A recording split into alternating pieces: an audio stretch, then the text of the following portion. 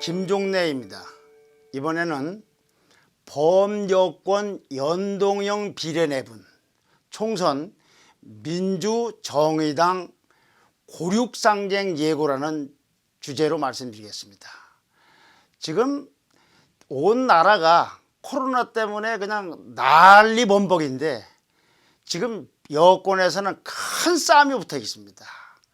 싸움은 원래 시작은 아주 오래전으로 거슬러 올라가지만 지금 당장에 이렇게 싸움이 붙게 되는 원인은 민주당에서 시작됐기 때문에 그렇습니다.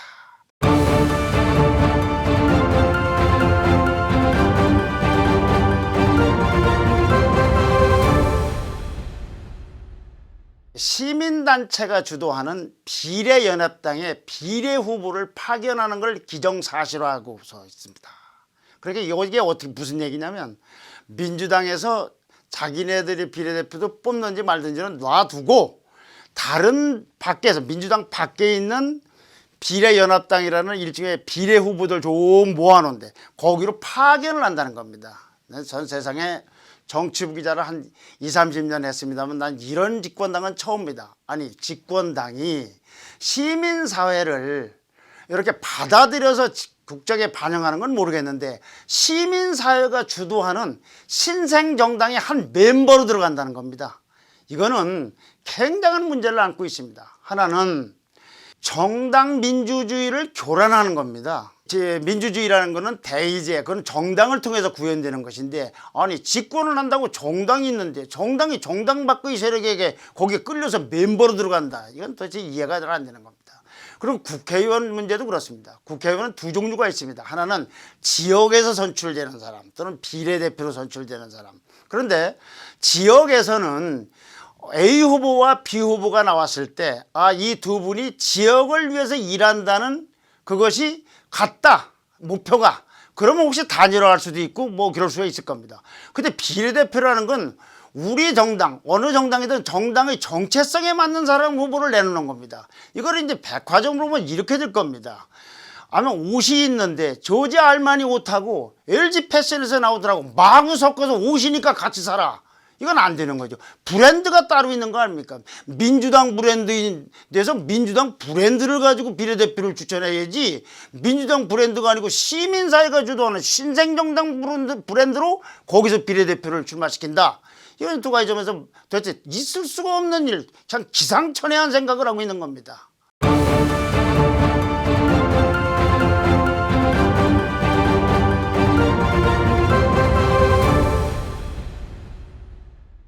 그러면은 그 문제의 그 시민사회가 주도해서 지금 새로 태어나는 정당인 비례연합당이라는 건 말로는 진보 비례연합당이라서 각 민주당을 비롯해서 뭐 여러 정당들에서부터 이렇게 후보들을 받아서 한다는 연합당이라고 그러는데 이게 연합을 하는 것이 아닌데 보기에 따라서는 진보 지도권의 지입제 텐트에 불과합니다. 그러나 일부가 빠져 있어도 이 텐트도 구멍난 텐트에 불과합니다.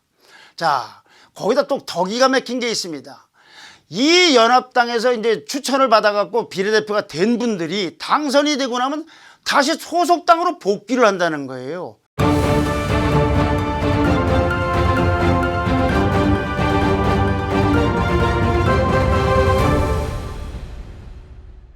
이 신설정당 그거는 정치 용병을 파견하는 업체입니까?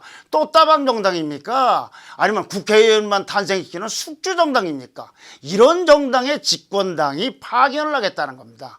도대체가 난 이게 정치를 이렇게 해도 되는 것인지 정말로 좀 안타깝습니다. 그러나 그 심리는 이해가 갑니다. 왜 그렇겠습니까? 야, 이번 총선에서 최소한 과반수가 안 되고 1당도 안 되고 2당이 되면은 그 다음엔 레임덕이 오고 혹시 탄핵을 받는 게 아닌가 하는 이 불안과 공포감 때문에 저러는 겁니다. 이 정당에 대해서 내부에서는 어떤 생각을 갖고 있느냐. 민주당의 대구 출신 중진 김부겸 의원이 있습니다. 행안부 장관 출신입니다. 이분은 이런 이 민주당의 움직임에 대해서 당내 움직임에 대해서 아주 개탄을 하고 있습니다.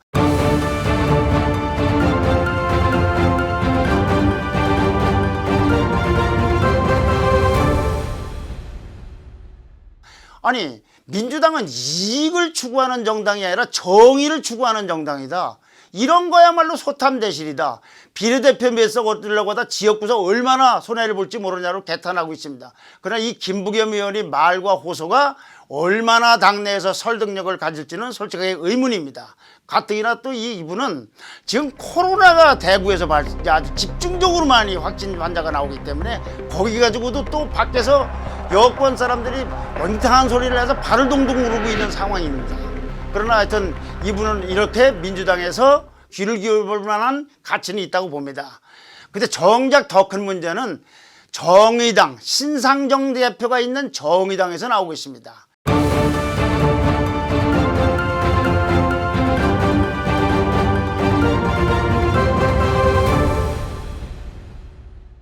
사실 이 정당은요, 네다바이를 당한 겁니다. 왜 네다바이냐? 지난번에 작년에 그 아주 시끌벅적했던 포스트 트랙 당시에 연동형 비례대표제를 해서 정의당이 의석을 몇 석 더 확보하려고 여권에서 주장했던, 민주당에서 강력하게 요구했던 공수처법에 합의를 했습니다. 그래서 공수처법하고 연동형 비례대표제가 교환이 된 겁니다. 정의당은 그뿐이 아닙니다. 조국 교수가 법무장관 되는데도 닥치고 그리고 찬성을 했습니다. 이렇게 온갖 거라면서 연동형 비례대표를 얻었는데, 아니 민주당이 이제 정의당이 차지하려는 몫을 이제 도로 차지하려고 하는 그런 움직임을 보이는 것이다. 그러니까 여기서는 정의당으로서는 일종의 네다바이를 당한 겁니다. 그런데 또 얼마 전에는 마포에 있었던 민주당의 그 실세급 5인 전 현직 원내대표와 사무총장과 친문 실세와 그리고 민주당에서 가장 앞장서서 활동을 하고 있는 초선 의원 이렇게 5명이 모인 자리에서 자기네들끼리 내오는 대화 가운데 정의당을 뭐 참 말하기 죄송합니다만 똥물이라고 표현을 했습니다. 이렇게까지 모욕을 당하는 거예요. 그런데 이 정의당에서는 야 이렇게 하면 곤란하다. 그래서 우리 민주당에서 하는 그 비례위성 정당이니 무슨 연합 정당이니 이거 하지 마라 했는데 민주당이 강행을 하려고 하니까 좋다. 그럼 우리는 수도권에 집중 공천을 하겠다. 근데 이 수도권이 어떤 것이냐? 여야가 박빙 지역이 많습니다. 수도권에서는 3% 지지자차 득표 차이로다가 당락이 결정되는 데가 뭐 20군데가 있다는 말도 있고 30군데가 있다는 것도 있습니다. 제가 정확하게 조사는 안 해봤습니다만 이렇게 여야 간에 박빙이 많은 데예요. 거기에 정의당이 전원 공천하고 경우에 따라서는 부산 경남까지 공천을 하면은 아마 결과적으로는 민주당의 자객이 될 겁니다. 그러니까 전국구 비례대표로서 당한 거 지역구로서 이제 복수를 하겠다, 보복을 하겠다, 반격을 하겠다 이런 얘기입니다. 우리는 여기서 패스트 트랙이 얼마나 황당했던 연대연등하는 걸 알 수가 있습니다. 앞서도 말씀드렸듯이 연동형 비례대표를 골격으로 하는 선거법 개정안과 공수처법안 이거를 사실은 암거래했던 겁니다. 그것이 허상이 이번에 들어간 겁니다.